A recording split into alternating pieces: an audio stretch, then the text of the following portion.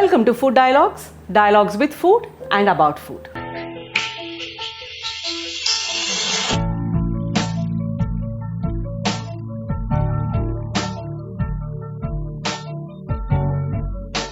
In this episode, we are going to see some interesting chutneys, pickles, and of course, the mulga podi or the gunpowder. Why did I say interesting chutneys? What's so interesting about the chutney? The chutney that I'm going to show to you today uses very different ingredients, and it is an instant chutney that you can make when guests come home or when you are on travel. Pickle also is something very different. We are going to make use of the watermelon rind. Now it's summer. Watermelon is a seasonal fruit. We generally use the red portion of the fruit and throw away the outer dark green hard skin and also this white rind. But today I'm going to show you an instant pickle using the watermelon rind and the idli powder and 2 instant chutneys. Now let's see how we are going to make this chutney. For this chutney I've taken 1 cup. All my cup measurements are standard cup measurements. I've taken 1 cup of toasted Bengal gram dal, to which I have added 1 green chili, and I ground it, pulverized it in the mixie into a soft powder. To this I am now going to add the necessary salt, and I will temper it and pack it up. When I go on travel, I will take this chutney with me along with the tempering, the tempered chutney, and I will instantly reconstitute it with water and use it as an accompaniment or a dip depending upon the food that I am eating. The other chutney that I am going to show you today is made of bread. Soft white bread along with the brown crust has been crumbled. This is also going to be tempered, and you can pack it up in your travel bag. And whenever you need to have a chutney, all that you have to do is to buy some yogurt or curd and mix it up with this. To this also I'm going to add a pinch of salt. Bread already has salt, so here I'm just going to add a pinch of salt and I'm going to temper this so that the chutney is done. I will show you the reconstitution after we finish the tempering. Here I have the watermelon rind. To this I'm going to add a teaspoon of chili powder, 1/4 teaspoon of asafoetida, and about 1/2 spoon of turmeric, salt to taste, and this is also going to be tempered and mixed well to give you the instant watermelon rind pickle. Now this watermelon rind pickle will stay good for 24 hours. So if you're going to have some curd rice or a chapati or a paratha at night, you can prepare this in the morning and carry it with you. Now we are going to come to the preparation of the gunpowder or the idli mulga podi. So this mulga podi is generally had with idlis, dosas, Kanjivaram idlis, and you can try your creativity by sprinkling it on kakras and sandwiching it between the vada pavs. So now let's take a look at the ingredients. I have taken 1 cup of red chili, 1/2 cup of udad dal. I've used the udad with skin for better nutrition, and about 1/2 cup of chana dal, a tablespoon of til, a little bit of asafoetida. I'm going to fry this, roast it on a pan, and then we are going to pulverize it. Now let's do the tempering and roasting of these ingredients, and let's see how our finished product looks like. So now we're going to do the tempering for the chutney and the pickle. I've taken sesame oil. I've added 1 red chili, half. Once the oil gets hot, I'm going to add in the mustard and 1/4 teaspoon of asafoetida. The mustard is beginning to splutter. We'll just wait for 1 second more.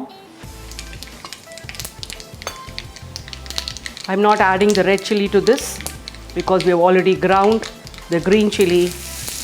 Now the rest of it goes into the pickle. So now over here, you just give it a mix and you can pack it up in case you're going to take it for travel, or you can put it onto your dining table so that you can eat it with your meals. In case this pickle is going to be used at home, you can refrigerate it and it will stay good in the refrigerator for nearly 1 week. Let's mix this tempering well.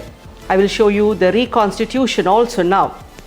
In case you require this instant chutney for travel, you will just have to put it into an airtight container or a Ziploc bag and carry it with you. All that you will have to do with this toasted chana dal chutney is to reconstitute it with water. Be careful when you're adding the water. Mix it without lumps. This is a good high protein, flavorful chutney which you can make instantly on the go. It's full of protein. In case you're doing it at home, you can add a few sprigs of chopped coriander and curry leaves. But on travel, it's best to avoid that. If you use the red chili in place of green chili, this chutney powder would stay good for even a month. But with green chili, the shelf life of this chutney powder is maximum a week. So now we have got the right consistency and our instant chutney is ready to be served. As I told you, for this bread chutney, we require to reconstitute it with thick curd. So when you're traveling, you can always buy yogurt or curd from the supermarket and make this chutney almost instantaneously. This chutney will look very much like a coconut chutney, and that is the way we crumble the bread also. So in case you want to make it flavorful, you can add curry leaves and coriander, but that's best added when the chutney is being consumed at home, because the curry leaf and the coriander could decrease the shelf life of this chutney. To get the right consistency, I'm adding a little bit of water. Your instant bread chutney is also ready. So this chutney, both the chutneys and the pickle, serve as good relishes, dips and accompaniments for any kind of travel food that you take along with you. Now let's see the preparation of the gunpowder or the idli molga podi. So now we're going to prepare the idli molga podi. I have added 1 teaspoon of sesame oil.